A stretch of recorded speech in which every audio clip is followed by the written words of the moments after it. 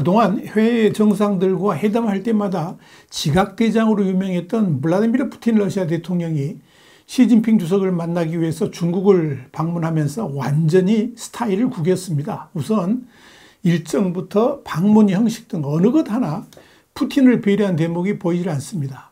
그래서 이번 중러 정상회담이 이 서방 진영의 강력한 압박 속에 고민하는 중국의 모습을 그대로 보여줬다, 이런 평가가 나옵니다.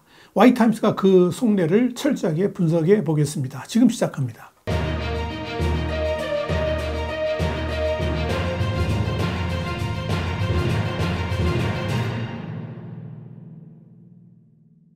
로이터 통신은 현 시간으로 17일 중국의 시진핑 주석과 러시아의 푸틴 대통령이 전날 베이징에서 정상회담을 가졌다 그러면서 중국과 러시아는 우크라이나 전쟁 직전인 지난 2022년 베이징에서 한계가 없는 파트너십을 선언한 바 있는데, 푸틴의 이번 베이징 방문을 통해서 전략적 파트너십을 강화하기를 원하고 있다, 이렇게 보도를 했습니다. 그렇다면 푸틴의 베이징 방문을 통해서 러시아는 얻고자 하는 것을 다 얻었을까요?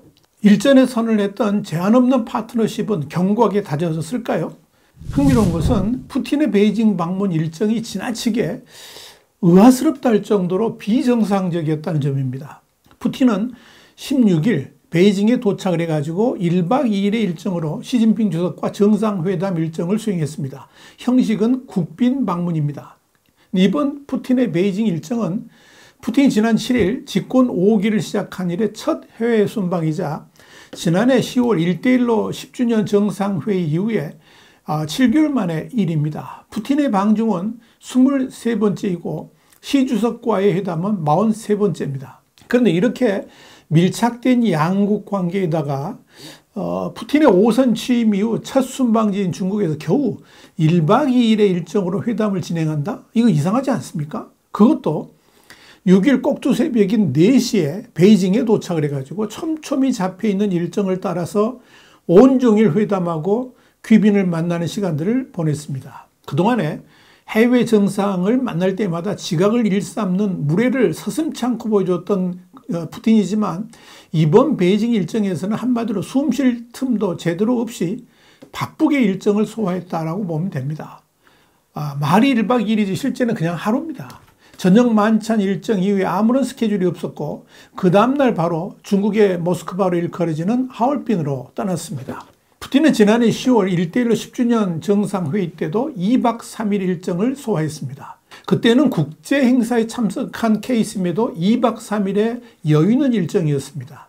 시진핑 주석이 지난 3월 20일 러시아의 모스크바를 국빈 방문해서 정상회담할 때도 2박 3일이었습니다.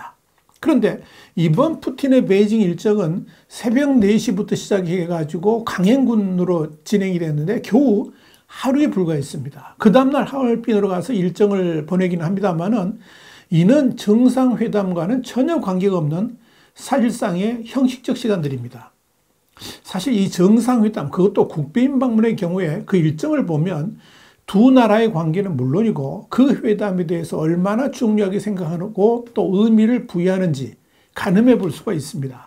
이런 외교적 관점에서 본다면 푸틴의 베이징 방문은 그저 중요한 미팅 하나 하고 가는 실무회담 성격이 지나지 않습니다. 푸틴의 그런 방중 일정을 결정할 때는 그만한 외교적 사유가 있었을 겁니다. 도대체 그 배경은 무엇일까요?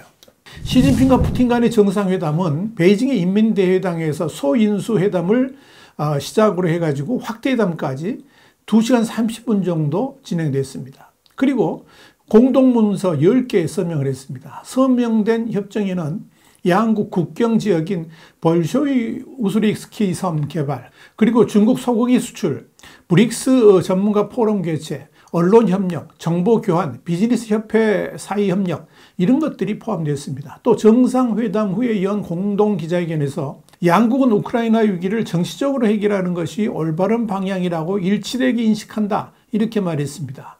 특히 시진핑의 이날 푸틴 면전에서 유엔 헌장 취지와 원칙 준수, 각국의 주권과 영토 완전성 존중, 각 당사자의 합리적 안보 우려 존중, 균형 있고 효과적이며 지속 가능한 새로운 안보 프레임 구축이 필요하다 그러면서 중국은 유럽 대륙이 조기에 평화와 안정을 회복하기를 기대하고 이를 위해 건설적 역할을 계속 발휘할 용의가 있다면서 우크라이나 평화 관련된 4대 원칙을 강조를 했습니다. 그런데 중국이 지키고자 하는 이 4대 원칙을 조목조목 따져보면 어느 항목 하나 러시아 편을 들어준 것이 없습니다. 이 4대 원칙을 노골적으로 표현하자면 우크라이나의 원래 영토 보전이 중국의 뜻이라고 해석할 수 있기 때문입니다. 바로 이런 원칙을 시진핑은 푸틴 앞에서 또박또박 말한 겁니다. 이런 시진핑의 발언을 푸틴은 어떻게 받아들였을까요? 또한 정상회담 내용 가운데 푸틴이 시진핑에게 우크라이나 전쟁 상황을 자세히 설명했고 앞으로의 전쟁 전개 방향에 대해서도 브리핑을 했다라고 소개를 하고 있습니다. 그런데 눈여겨볼 것은 푸틴의 방중 직전 시진핑에게 중국의 전략을 자주 브리핑하는 상하이 푸단대학교에서 러시아 및 중앙아시아연구센터 소장을 맡고 있는 팽유준 교수가 영국의 이코노미스트지에 기고한 글에서 우크라이나 전쟁에서 러시아는 패배할 것이 확실하다, 이렇게 예측을 했다는 점입니다. 사실 이 팽 교수의 이런 발언은 중국 내에서는 아주 위험한 견해라고 할 수 있습니다. 팽 교수는 그러면서 중국은 평화유지군의 역할을 해야 된다라고 제안을 한 겁니다.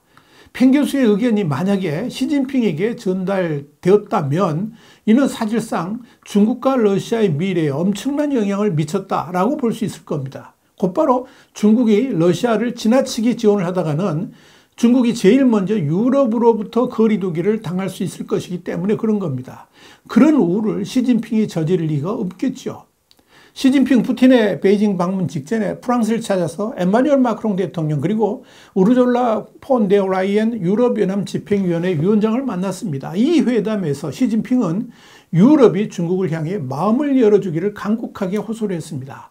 그런 시진핑에게 마크롱과 폰 데어 라이엔은 러시아와 분명한 거리두기를 해야 한다라고 요구를 했습니다.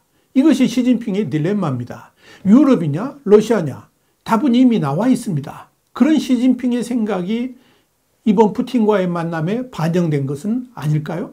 여러분, 지난 16일 월스트리트저널은 서방의 제재로 인해서 모스크바는 점점 더 중국의 경제 및 안보 지원을 요청하고 있다 그러면서 양국은 서로를 필요로 하는 전략적 파트너십이지만 중국에 유리하게 점점 비대칭적으로 되고 있다는 점에서 러시아는 이제 중국에 대한 속국이 되고 있다, 이렇게 평가를 했습니다. 다시 말씀드려서 러시아와 중국은 이미 동등한 관계가 아니고 모든 면에서 러시아가 중국에게 간곡하게 부탁을 하고 중국의 선처를 기다려야만 되는 그런 관계로 변하고야 말았다 하는 이야기입니다. 이에 관련해서 독일 국제안보문제연구소의 러시아 담당 경제학자 야니스 콜루게는 중국은 러시아가 제재로 인해서 부족한 거의 모든 것을 갖고 있다 그러면서 중국으로부터의 수입이 없다면 러시아 경제는 거의 즉각적으로 흔들릴 것이다. 이로 인해서 중국은 모스크바에 대해 높은 영향력을 갖게 됐다, 이렇게 설명을 했습니다. 월스트리트저널에 따르면 중국은 서방의 제재로 타격을 입은 러시아의 전자제품부터 세탁기, 트랙터에 이르기까지 거의 모든 것을 공급하며 생명선을 제공해 왔습니다. 데이터 제공업체인 CEIC는 중국은 러시아 전체 무역의 약 33%를 차지하지만 반면 러시아는 중국 무역의 4%에 불과하다고 짚었습니다. 이것이 현실입니다. 자, 상황이 이렇기 때문에 중국이 지속적으로 러시아 편에 서고 또 러시아를 두둔하게 된다면 당장 중국은, 미국은 물론이고 중국이 그렇게도 따뜻한 관계를 유지하기를 원하는 유럽으로부터도 팽당할 수가 있을 겁니다. 이와 관련해서 뉴욕타임즈는 시 주석과 푸틴 대통령은 공동전선에 있지만 어젠다는 다르다 그러면서 더 많은 군사적 지원을 원하는 러시아하고는 다르게 중국은 치명적 무기를 제공하지 않겠다는 입장이다, 이렇게 말했습니다. 그것이 중국이 사는 길이기 때문에 그렇습니다. 왕이웨이 인민대 국제문제연구소 소장도 중국은 전쟁을 벌이는 러시아에만 자신들이 묶여있는 것처럼 보이기를 원하지 않는다 그러면서 유럽을 포함한 다양한 파트너들과 함께 다극화 세계를 구축하기를 희망한다라고 말했습니다. 푸틴은 지금 다급합니다. 오죽했으면 이번 베이징 방문에서 꼭두 새벽부터 부산을 떨면서 정상회담 일정을 소화했겠습니까? 그만큼 이번 정상회담에서 반드시 성과를 내야만 한다는 절박감이 있었을 것입니다.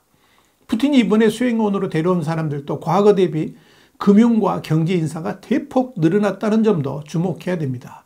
이것만 보더라도 푸틴이 이번 중국 방문에서 뭘 원하는지 뚜렷이 보여줍니다. 그런데 문제는 푸틴이 원하는 내용들은 미국 및 유럽 진영에서 강력하게 거부하는 것들이라는 점입니다. 시진핑과 푸틴은 말로는 강력한 군사협력 체제를 만들겠다고 했지만 구체적인 내용들은 아무것도 없습니다. 여기에 대해서 리리판 상하이 사회과학원 연구원은 중국은 러시아와 가까운 미래에 진정한 군사동맹을 형성할 의사가 없다라고 분석을 했습니다.